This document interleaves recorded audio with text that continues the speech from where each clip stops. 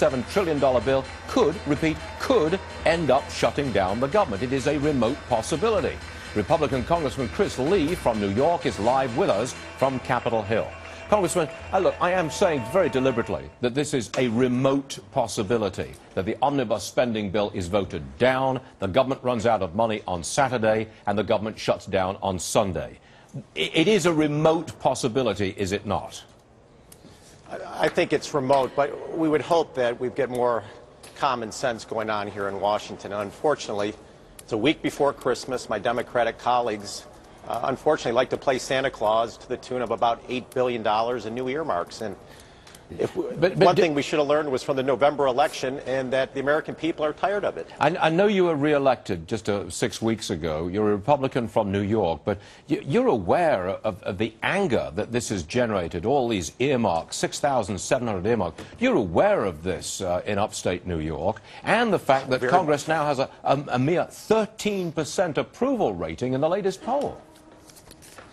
And this continues and continues. It's the arrogance that goes on here in Washington, and nothing more arrogant than the fact that our Speaker of the House did not even introduce a budget resolution this year. First time in 36 years when we have the world's largest economy. We don't even have a blueprint to go by. And now at the 11th hour, we're trying to ram down 6,000 earmarks through this Congress. You would have thought people would have learned from this last election. 2012 is not far away. We will continue to see people being thrown out of here unless they start getting their arms around fiscal responsibility. Well, Congressman, can we talk about the tax compromise deal? I believe there is a vote today, maybe in a few hours, I think, in the House. At this point, if you've counted the votes, can you say that, yes, it is going to pass? I think it's going to be close. At the end of the day, this is another unfortunate situation. This should have been a bill that we were debating a year, 2 years ago. This has been a 10-year tax extension, and now with literally weeks left in Congress, we're trying to figure out the tax code. And it's this level of uncertainty which has left literally $2 trillion of cash by corporations on the sidelines because they don't know what the rules are yet. And this is basic economics, and it's a failure by Congress and specifically the Democratic leadership to try to provide some certainty here. Now, I'm just going to run a brief soundbite from Democrat Earl Pomeroy, Democrat of North Dakota, what he said late yesterday, what he's going to try to do to hold up this tax extension. If you just listen for 1 second, and I want your comment after that, please.